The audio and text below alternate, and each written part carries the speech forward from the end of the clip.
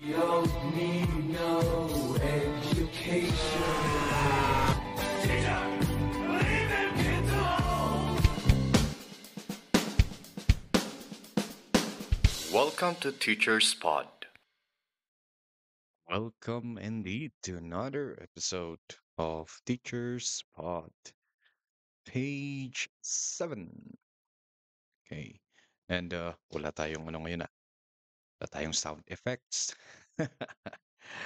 All right. So kanina, 'yan, mga walang klase. I mean, asynchronous yung klase natin kanina because of yung program natin kanina ay the 236,000 trees, a Christmas gift for the children. Ayan. So, parang a simultaneous tree planting sa buong Pilipinas. Nag-tree planting yung mga bata. Sana hindi lang ano, no? Yung sinasabi namin kanina is that sana matutukan din yan. Kaya mas maganda sana may mga lugar tayong pinuntahan na yung at least malapit sa school kung saan maaalagaan din ng mga bata yung kanilang itinanim, ano. Sometimes yung mga project na ganyan, hindi ko nilalahat.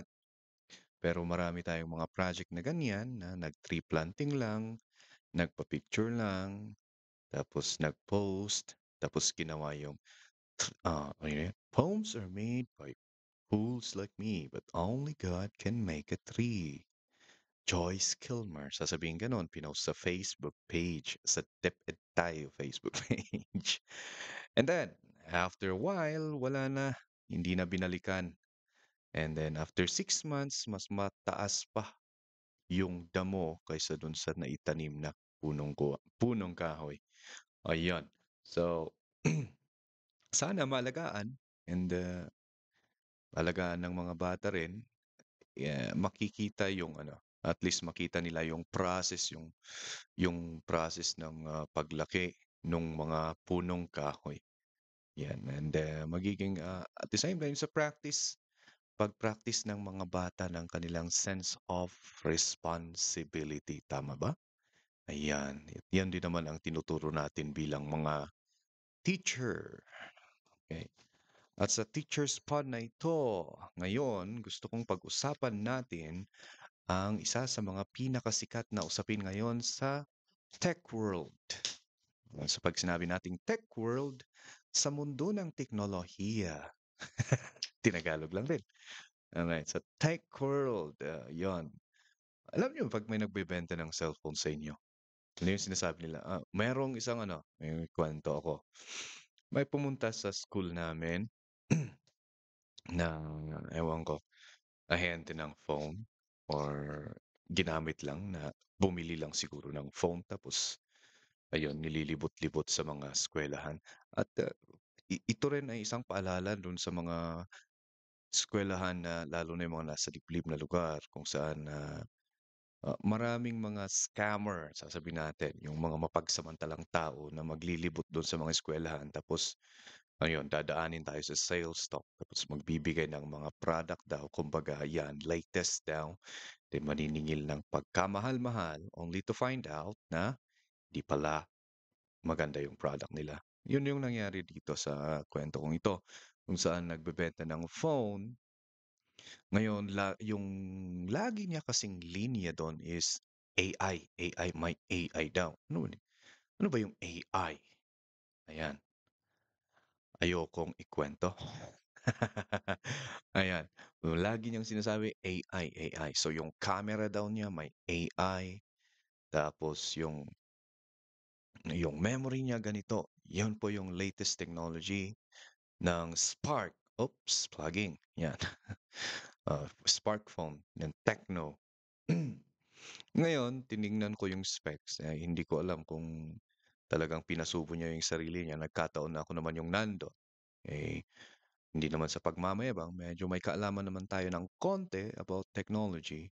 So, nung tiningnan ko yung specifications ng phone sa system niya, ito ay 32 GB lang yung storage.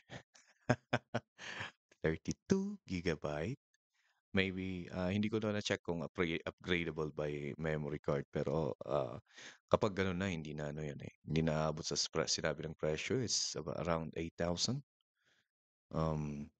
And then yung RAM niya is 4 GB na, kukuha ng virtual RAM sa storage na 4 GB ulit, kaya magiging 8 GB. Pero virtual RAM memory yung another 4. Hindi naman yon kagandahan din para sa akin. Sa 8,000 na yon. So, parang i-message ko agad yung mga kasama ko na huwag kayong maniwala diyan, ng scam 'yan. Ayun, buti naman mababait yung mga kasama namin, eh, tinanggihan naman sa maayos na paraan. At the same time, you do a quick search ko sa mga brand na binigay niya, titingnan mo sa Shopee at Lazada, iyan ay mga yung phone na pinapakita niya sa amin is around 3,000, around 4,000, 3,999, or let's just say 4,000 lang. Ayun. Pero parang kung hindi mo kasi nakita yon dahil dun sa mga pinagsasabi niyang AI, and nalalaman naman natin ngayon yung AI, ano, the capability of AI. AI stands for Artificial Intelligence. Ngayon, makikita mo kung hindi tayo masyadong nagre-research, eh, talagang mawa-1 to 3 niya tayo, okey? At sigurado kong marami ng na-1 to 3 yun ng mga school. Okay. And one of the advantage of technology, ano, hindi na tayo dadaan sa mga ganoon kung marunong tayong gumawa ng quick research sa Google, 'yan. Ang problema lang kapag napunta 'yun sa mga lugar kung saan wala pang, hindi masyadong malakas yung, internet or mobile internet natin, ayun lang, talagang may maloloko siya. 'Yan. So sa AI, okey, karamihan kasi sa mga bata ngayon, okey, sikat na sikat yung ChatGPT. Ano ba yung ChatGPT?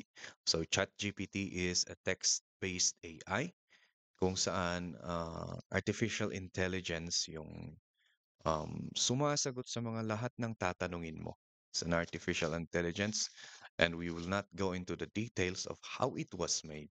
Pero kapag sinabing artificial intelligence, meron siyang capability to learn, okay. So, habang nag-i-input ka sa kanya ng mga bagay-bagay na tinatanong mo, do'n naman sa excuse me, do'n sa mga bagay na ini-input mo, do'n siya natututo. So, natututo siya habang, nagbibigay siya ng information sa inyo, and mind you, napakabilis ng kaniyang learning, ability. Talo pa nga niya yung, the human intelligence. It's an artificial intelligence. Um, it is, napakagandang gamitin, sa mga panahon ngayon. Kasi nga gusto natin mabilis lahat, ayan.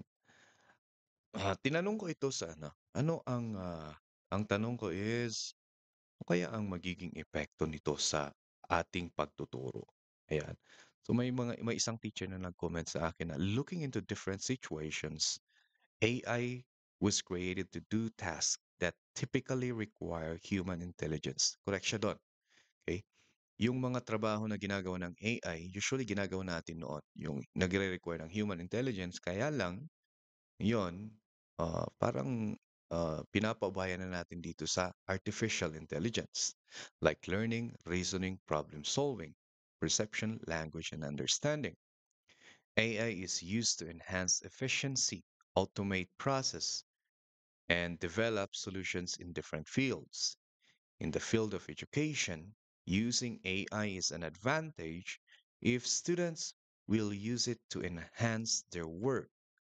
But if the students let AI do the task for them, it's the other way around. Yan po ay galing sa isang teacher na kasama natin. And tama naman siya. Okay? Kasi ngayon nga, yung proliferation ng AI, may isang time, may nakukwento sa amin na, well, this is high school, ano? Nagpagawa ng article, uh, and then ayun, ginamit ang ChatGPT, ginamit ng bata, maalam nga, ginamit ng bata yung ChatGPT. Wow, ang ganda ng panulat ng order, yung pagsulat ng batang ito, yung mga gano'n, gano'n. And then there was this one time nagpasulat yata siya ng short na essay sa loob ng classroom and ayun, yung difference o yung diperensya ng, sinulat niya sa classroom sa mga homeworks niyang mga article is miles away. It's totally different. It's like a day and night difference. Ngayon, ayun, yun dun na niya na-discover na, oh, pinapagawa ba 'to sa magulang or ginagawa sa AI? So, kinonfront and then ayun nga, sinabi yung tungkol sa ChatGPT, yan. So, dapat tayong mga teachers din meron medyo naa-update din ang knowledge natin sa mga bagong technology. Um, ang ano ngayon, ang paligsahan ngayon is, yun na, Infowars. Parang that's the yun ang labanan ngayon. Okay, info battle. Paunahan it. It's an info race. Paunahan sa pagkuha ng informasyon sa kung ano yung na kung ano yung common na ginagamit. Parang ganon ngayon.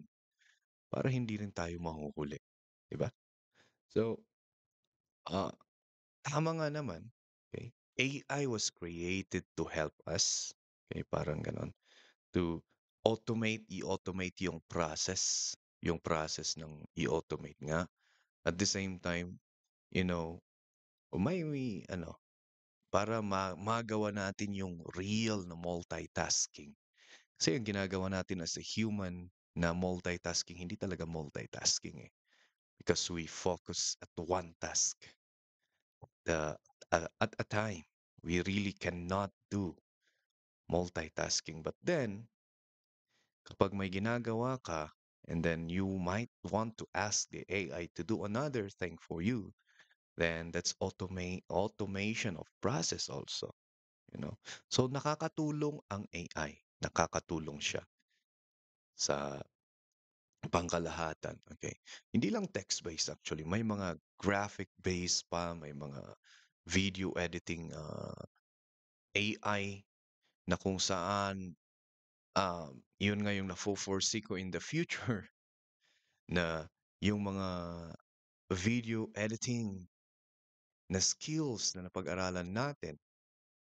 Sa akin, napag-aralan ko ang video editing nung, ayun, nung gumagawa na ako ng vlog, yan.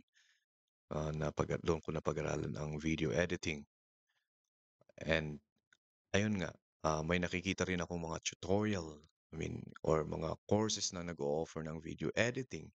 Ayan, pinagkapirahan yung skill ngayon na yun. Ngayon, makikita mo na may AI nang gagawa, automatic nang gagawin. May mga AI pa nga na gumagawa na ng feature length na movie, isang oras na movie, biruin mo, AI, ginawa lahat yon. Yung mga character galing lahat sa, or gawa lahat ng ones and zeros na sabi nila. Gawa lahat ng computer. So, it's amazing really kung ano yung mga kayang gawin ng technology. Sa field ng education, lahat talagang nakakatulong ito, 'di ba? Um, matutulungan niya yung estudyante sa kanyang dapat matutunan, mga gano'n ba. Kaya lang, kung pinapaubaya mo, okay, pinapaubaya ng estudyante sa AI lahat ng bagay at hindi na siya nag-aaral. Parang yung dapat niyang gawin para matuto siya, pinaubayan na lang sa AI. Yun nga sinabi ko kanina, 'di ba? Ang AI natututo yan sa mga pinifeed mo rin sa kanya. Eh di sino na ang natuto? Sino nang mas matalino? Yung AI. Yung bata, yan, hindi mo na alam kung saan pupulutin. So, gumaling lang siya siguro sa paggamit ng AI, sa pag-input ng mga prompts. Pero, ano na yung dapat na kailangan niyang malaman para mag-exceed siya or I mean mag-forward siya, mag-advance siya sa kanyang level, wala na. So, ayun. Ay, isa pang issue about AI ay ngayon nga is may mga teacher din na sinosobrahan ng paggamit nito. Yan, may isang kwento sa akin na yan, nakakatawa ito, isang teacher.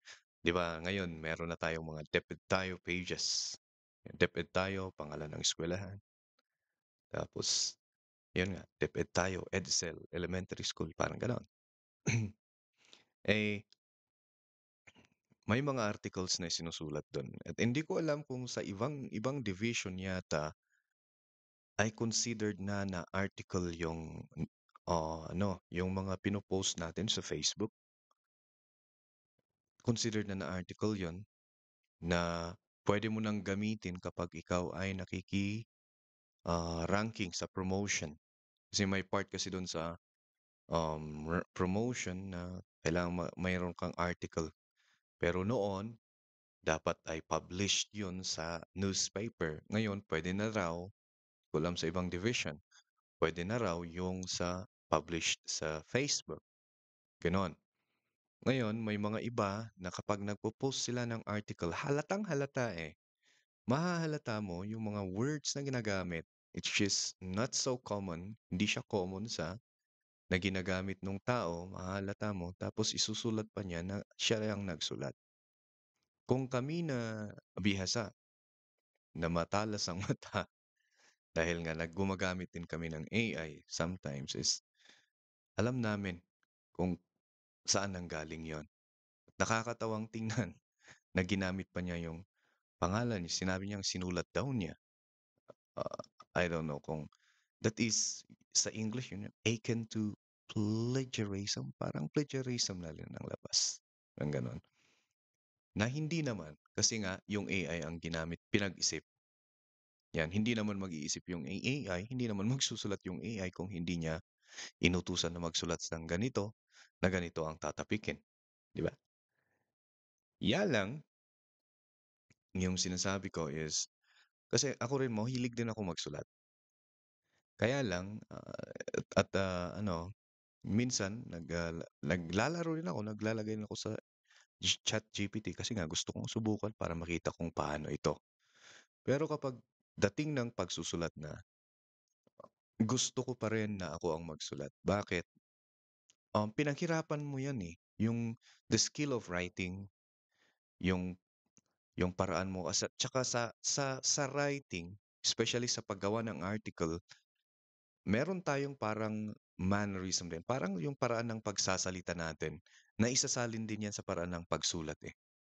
Meron tayong mode of delivering our messages or yung mga bagay na gusto nating sabihin. Ako kapag nagsasalita is parang monotonous. Yung susulat naman is parang gano'n din. Meron tayong parang footprint ng pagsusulat at mahahalata ng mga nagbabasa 'yan, 'di ba? Isa pa, okey, um, I believe in the law of use and disuse. Kung hindi natin ginagamit yung skills natin sa pagsulat, kasi pinapaubayan na lang natin ito sa AI, yung sinabi ko kanina, pinatalino mo lang yung AI at 'yan, magde-degrade naman yung kaalaman mo. Instead na mag-level up, magde-degrade. And hindi na tayo magugulat kung in the future ay magkakatotoo yung movie na Terminator. Na yung AI na yung magru-rule sa humanity. Oh, kakatakot yun, Paano napunta dun? 'Yan. So, ah, word of caution lang sa mga kasama nating teacher, 'yan. Yung mga skills na pinag-aralan natin, nakakaano nga, mas madali sa dinami-dami ng ginagawa nga naman natin, naiintindihan natin 'yan kung minsan, eh. Pero ang masakit lang kasi pagbabawalan natin yung bata na gumamit diyan kasi para sa inyo, sasabihin, "Para sa inyo 'yan, para sa inyo." Para yung mga bagay na dapat ninyong matutunan. Oh, yung mga bagay na natutunan na natin, gusto rin ba nating mag-degrade dahil sa law of use and disuse? Law of disuse, 'di ba? Yun din ang dapat sana na isipin natin. Mga kasamahan natin diyan na gumagamit ng AI, uy. Ayan, okey. Um, Parang ang principle na kailangan nating ilagay dito is, ang AI ay isang tool to help us, not to replace us, okey? AI is a tool to help us. Make it that way, 'di ba? Dapat gawin natin gano'n. AI is a tool to help us, not to replace us. Parang gano'n kasi ang ginagawa ng karamihan, eh, 'di ba? 'Yun nga, kapag gano'n ang ginawa natin talagang ire-replace nila tayo. Eh, there will come a time na baka AI na ang magiging teacher. Siguro 'yun ang susunod nating bubuksang chapter dito sa Teacher's Pod. May posibilidad nga kaya na yung AI ay magiging teacher in the future? Mawawalan na tayong trabaho. Ilan ba tayong teacher ng DepEd? Plus yung mga kasama nating teacher sa private schools. Lahat matatanggal. Papalit na lang yung AI. Siguro mas magaling silang magturo. Ay, wala sigurong matutulfo na AI. Ayan, ayan. So AI is here to help us, not to replace us. And depende na 'yon sa atin kung gagawin nating totoo 'yon. Pero dapat 'yun ang nasa isip natin lagi, okey? Ang ang, ah, ang buhay ng isang teachers nakadepende sa sa ability niyang matuto and yung sumasaya yung buhay nating teacher kapag may mga bagong bagay tayong natututunan, 'di ba? It prolongs life, learning prolongs life, ika nga nila. At, 'wag nating hayaang parang mag-stunt yung growth natin at umikli ang buhay natin dahil sa AI na ito. So, word of caution lang sa ating mga teachers, na yun nga, dapat ay ang AI ay nandito isang kagamitan na tutulong sa atin sa ating trabaho at hindi yung papalitan tayo. Yan, maging maingat po tayo. Yun siguro ang ating pag-uusapan sa susunod yung paano nga kaya? May posibilidad nga kaya? Kasi 10 years from now, yung AI na nakikita natin ngayon, hindi na natin maano yan eh. 10 years from now, ang bilis, di ba? Ang bilis ng advancement ng technology. Mm. Siguro nga, baka after 10 years, may mga motorcycle drones na tayo. Wow! Ang ganda siguro nun, ano? Mga flying cars. Posibleng mangyari yung mga yun. Yun ngang noon, di ba? Yung nakakasend na tayo ng video. Ngayon, noon parang imposibleng mangyari yon. Lahat na ngayon pwede mong kausapin kung sino man, kahit nandyan pa yan, nandun pa sa kabilang daigdig yan, I mean, kabilang parte ng daigdig, pwede nating kausapin, di ba? Noon parang 'pag iniisip mo yun imposible. But then ngayon, tingnan niyo kung anong nangyayari, di ba? Bilis ng advancement and hindi siguro tayong mangyari na 10 years from now, yung AI na nakikita natin ngayon is napakabilis siguro. Meron pa ngang, bagong advancement ngayon wherein, ah, merong parang, eyewear na isusuot ang bata and then habang tinatanong mo siya, niya yung tinatanong mo sa kanya and nakikita and then naide-dictate sa utak niya yung, I don't know kung paano yung, interaction doon. Naide-dictate sa kanya yung sagot at nasasagot niya agad, okey? 'Yan, the wonders of technology. But then again, kahit ano pa man 'yan, lagi sana nating isipin na ang technology ay nagawa para tulungan tayo na mag-advance sa ating learning man or sa kahit ano man na aspect ng ating buhay. Pero hindi dapat na gamitin ang technology para palitan tayo, ayan. So, 'yan muna para sa ating Teacher's Pod. So, kayo ba'y may mga karanasan bilang isang teacher or mga practices na dapat or gustong i-share sa mga kasama natin sa field of teaching?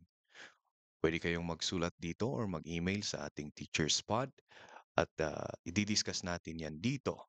Babasa natin yung sulat ninyo para naman mai-share natin sa mga kasamahan natin sa larangan ng pagtuturo.